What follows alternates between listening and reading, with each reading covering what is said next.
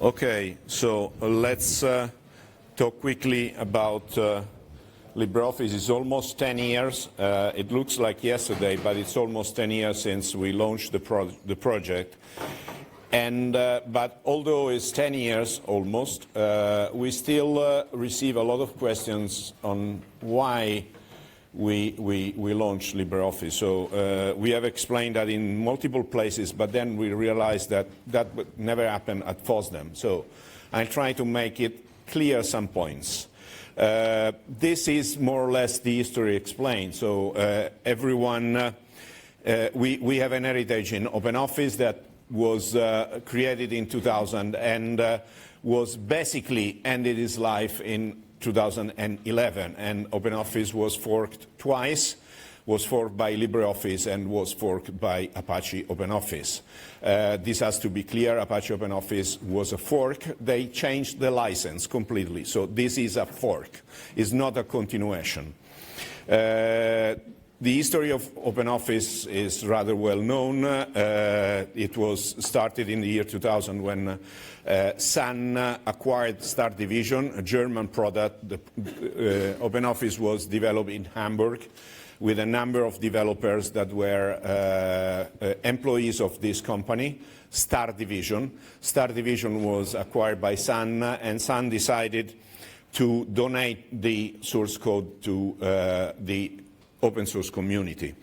At that time, open source was already popular, but OpenOffice was the first, we can say, end-user facing product that was donated to the open source community.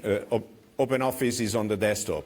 At the time, most of the open source software was on the servers, and of course you had the email, but the relationship between the end user and the software, I can tell you, is radically different in the case of OpenOffice and LibreOffice today, and in the case, for instance, of Thunderbird.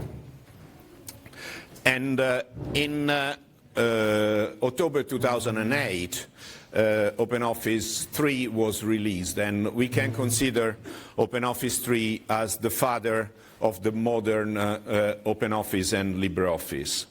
But the reality is that the relationship between Sun and community members was not always ideal, was probably perceived as ideal outside the project, but was not ideal inside the project. So in 2005, the members of the community started to challenge Sun on something that was not really working. The reality is that there was a community council with 7 members, 3 members elected by Sun, 3 members elected by the community, and the community member that should have been super partes, and reality was a kind of in Italian we say zerbino, which is when you enter your house you have that tapestry where you clean your feet, and that was the position of the community manager versus Sun, okay? So it was even more loyal to Sun than Sun employees. So the reality is that all discussions were 4-3. Because there were always 4 votes for Sun and 3 for the community. So anything that was suggested by the community was not real, was not then put into being. So 1 year after, this happened in Capodistria, at the conference in Capodistria. 1 year after, Sun felt the need of explaining something, so they made a presentation, and this is a famous slide from this presentation, because they say, we will reduce the code complexity. If you look at the code of OpenOffice in 2005, someone that is not a developer will be frightened, and a developer will start thinking about who has developed that code. Improvement of patch handling. There is a famous patch that was, let's say, frozen in a repository for 28 months before being approved. And the patch was a patch that allowed Calc to become, to improve the compatibility with Excel. It was not making a clone of Excel, which is something that many people would like to have. They would like to have a clone instead of a product that has its own originality, but improved dramatically the compatibility. So it was very important, but because the guy was not, let's say, was not community compliant according to Sun, then his patch was frozen for 28 months. So the day it was merged, it was old. It was okay, but it was old. This guy is Kohei Yoshida, is still a LibreOffice contributor. And the last one was mentoring newbies. OpenOffice code is rather complex, and today is as complex as well. So if you want new contributors, you have to mentor them to get into the code. So this is what we are trying to do at the moment. Then in 2000, so the community and Sun were discussing, so it was not completely friendly. For instance, I entered the OpenOffice community in 2004. I have been a marketer for all of my life and handling high-tech marketing project as a consultant. So when I entered the community, I started doing marketing of OpenOffice in Italy.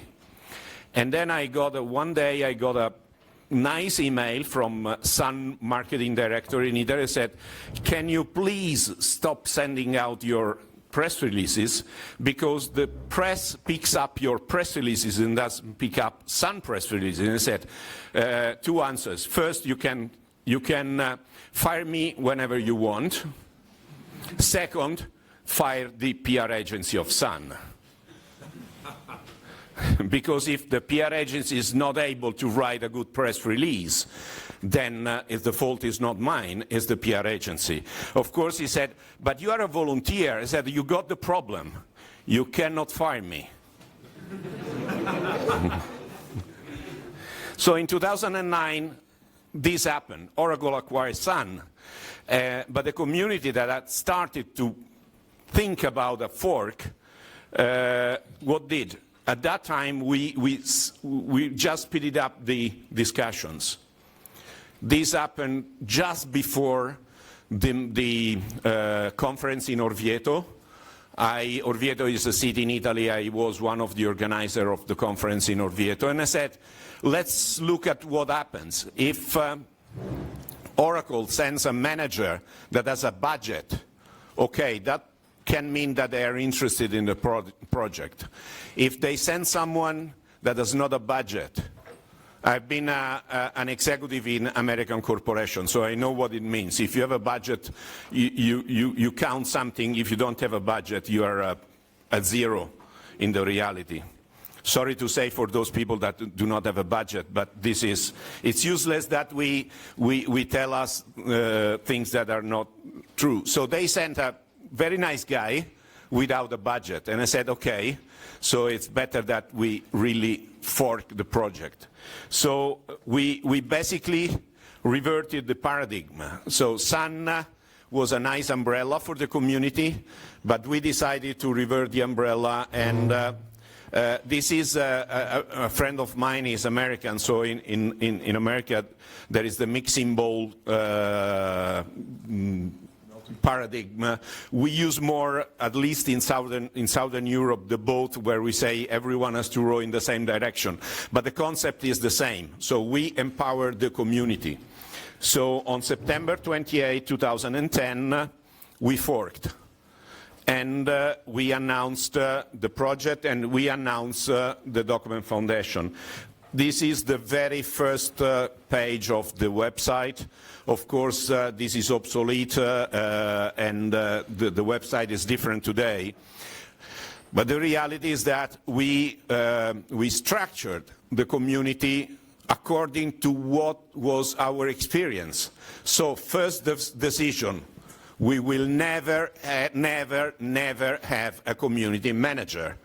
It was the most hated person in the community. So you don't want a community manager. If he's the most hated person in the community, you don't want another one. And we decided to create a foundation.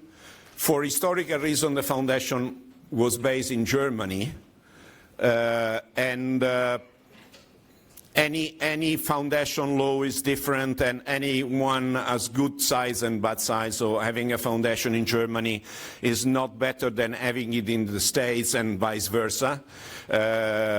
Probably is less flexible to have it in Germany, but on the other side, the solidity is probably higher because you need to have to demonstrate that you have reserves for years, which is not true for 501s in the States.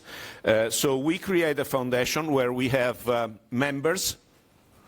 We have, this is not updated to yesterday, but I mean, we have 2006 members, not 2010, because membership is 1 year and can be renewed if you continue to contribute.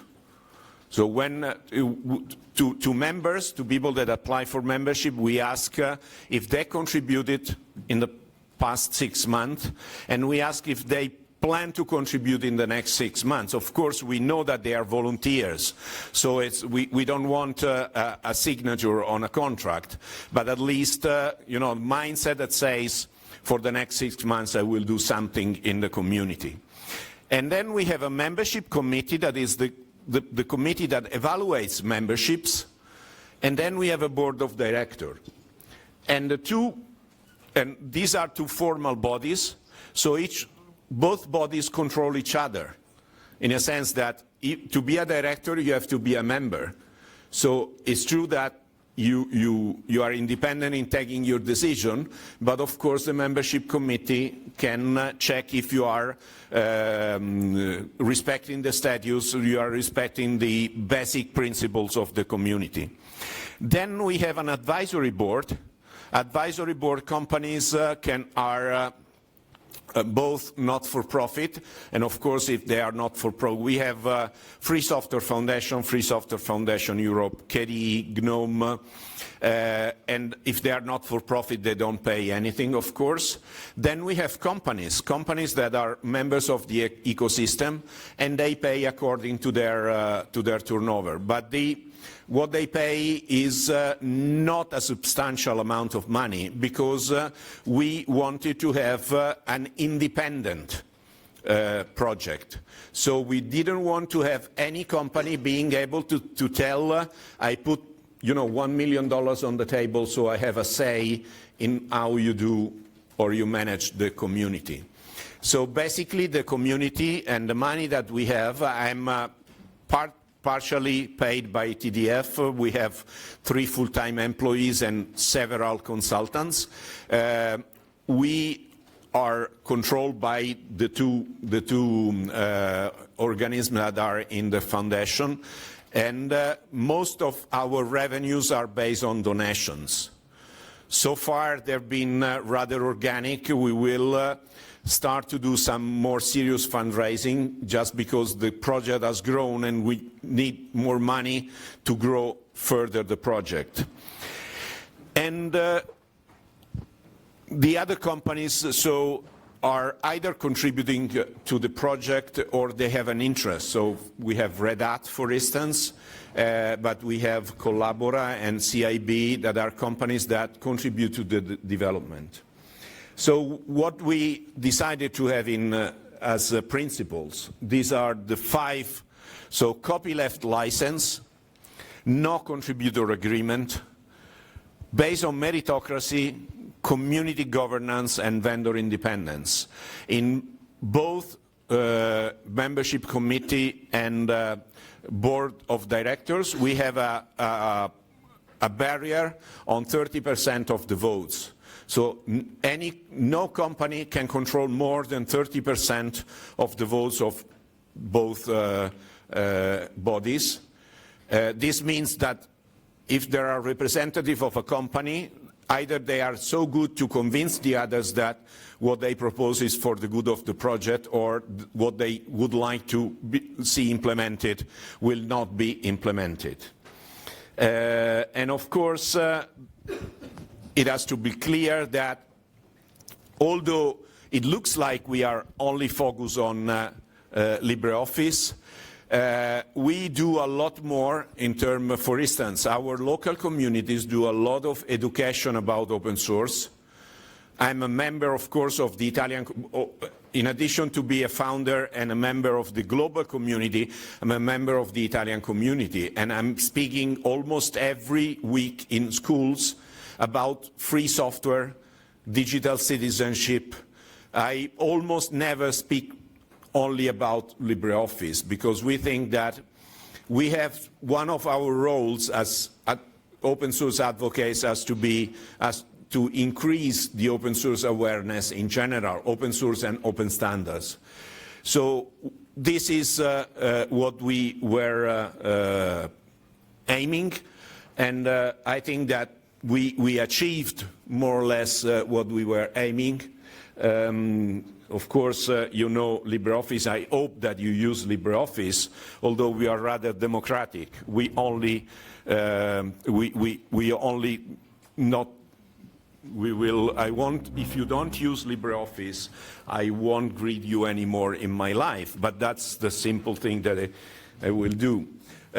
What the developers have done, because we have something that I don't know if it's common, but for now, for 9 years in a row, we have 3 or more developers each month, every month. And this is thanks to the senior developers have created easy stuff to do, easy contribution, have picked up in really cherry-picked in the code something that was easy and accessible to people. So, and we have called them easy hacks. And they're renewed periodically, so you have always new easy hacks. And easy hacks have the objective of lowering the barrier to entry, because the barrier to entry to a 7.5 million lines of code beast can be quite high. So this has been one of the big achievements, I think. We use time-based release. I think that everyone is conscious of that, seeing 2 major releases and every year since almost forever. We have achieved something of the things that the community was asking to Sun in 2005, 2006. So mentoring new people, making it easier to access the code, remove deprecated libraries. If you look at the code today, it's dramatically different from the code that we have inherited in 2010. But then what happened, and this of course happened a few years ago in 2011, when we created the foundation, we invited all the stakeholders to be member of the foundation. And this was the answer. So they donated OpenOffice to Apache Foundation, and people think that this was an Oracle move. And then why don't you ask a couple of questions on this fact? So IBM usually takes 15 days to write a press release, and in 20 minutes after OpenOffice was donated to Apache Foundation, they issued a press release, 3 blog entries, quoting each other and linked to each other. And the call that they did 1 week before ended with, "We will kill you." I did not say that. They told me, "We will kill you." And I said, "Sorry, I won't be able to close IBM, although I would like to do that. But at least you will not have a nice time in front of you." And I'm not happy to say that I won, because this is not the way that open source should work. But the reality is that the first peculiarity of LibreOffice is that the first FOSS project supposed to be killed by another FOSS project, intentionally created for that. And this is something that still continues today. There is a gentleman that today has tweeted an incredibly idiot stuff. Sorry. I would like to meet him, but it's not here at FOSDEM, because I would like to tell him how idiot it is. We have an extremely large community without a community manager.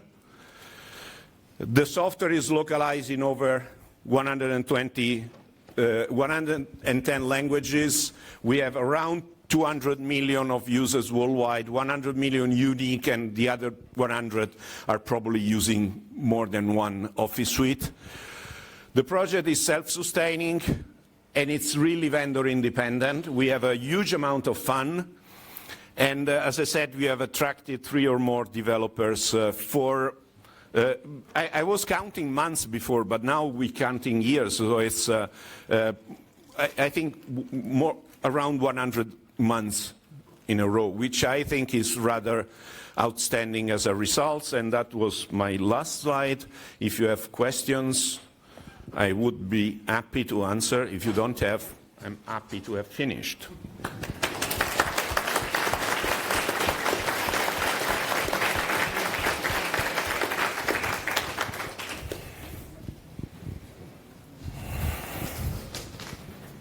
Do you have any fear about the fact that IBM bought Red Hat for the LibreOffice and the OpenOffice? Okay, so just make it clear that what I'm answering is totally personal. Okay, it's not representing in any way the Document Foundation. So I have been a consultant to IBM. It's the only company I wrote a letter saying, sorry, my liver doesn't want to be your consultant. I hate IBM as a company, okay? I really fear about Red Hat. That's personal, again. That's really personal, completely personal. But IBM guys know that. I'm not the one that doesn't tell things in face to people. Because I think that their attitude to open source is tactical. They've spent a lot of money on open source, but they didn't invest in the community. And if you are a community member, you understand how important is the community. We have always respected Red Hat as a company making profit on one side, but also helping the community on the and living with the community in the other one. And if you are a community member, you know that the usual concept of the corporation that says, I'm the one leading, doesn't work. I've tried to explain it in this way. I've been an executive vice president of Honeywell Corporation when Honeywell was a large IT company. So just to make a comparison, I'm the same person, just after almost, let's say, 35 years later. I'm 65 now, and I was 30. Let's say that in a virtual world, I met myself 30 years ago. I would go to shake the hand, and the me 30 years ago would take a gun and shot me. Okay? Because I was very corporate at that time, but the world has changed, and I've changed with the world. Corporations don't always change with the world. And I think it's a challenge for corporations, but I've not seen many of them taking this so seriously. And I can say that, for instance, I see more effort in Microsoft than in other companies in understanding open source, which I think is very positive. They make effort. Of course, they start from a completely different point of view, but at least they try to do it in a proper way. Any other question? Who knows me know that to stop me speaking, you have to shoot me, but anyway. That would be against the code of conduct. Hey, so you mentioned that you specifically did not want to have a contributor agreement. Could you perhaps elaborate as to why that was important? Sorry, can you speak louder? I can try. You said that it was a specific goal not to have a contributor agreement. Can you explain why that was important, please? So I'm not a developer. So this was a decision from developers. It was part of lowering the barrier to entry.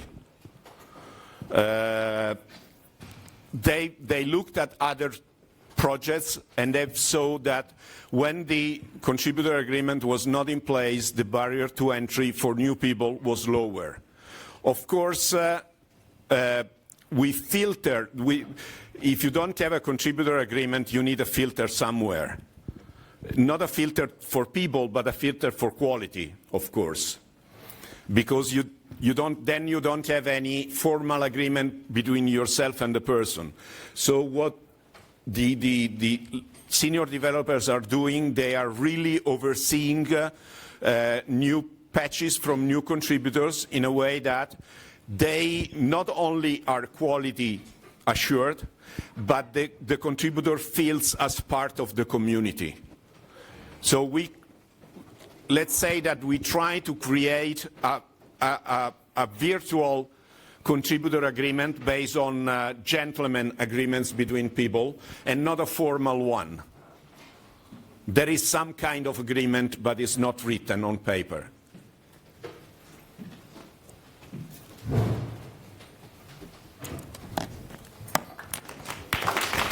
Thank you, Italo.